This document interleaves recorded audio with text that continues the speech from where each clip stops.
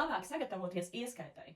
Kad tu aizej mājās un apsēdies pie sava mūzikas instrumenta, sāc spēlēt ar to vietu skaņdarbā, ko to skolotājs ir atzīmējis, ka tas tev ir daudz un daudz jāmācās.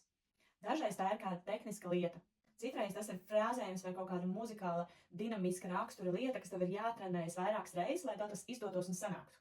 Šo vietu uztver kā vingrinājumu, kur tu spēlē daudz reizes, vismaz 10 reizes pēc kārtas. Sākumā sāc spēlēt ļoti lēnā tempā, kurā tu vari nospēlēt šo vietu bez apstājas un bez nevienas kļūdas.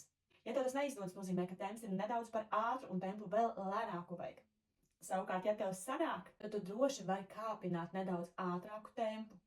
Vēl mājās, kā lielisks skolotājs, tev kalpos metronoms. Ieslēdz metronomu ļoti lēnā tempā un spēlē pēc metronoma, ieklausies, lai tavs atskaņojuma ātrums būtu kopā ar metronomu, lai tu neskrien pa priekšu, lai tu spēlē tā kā metronoms.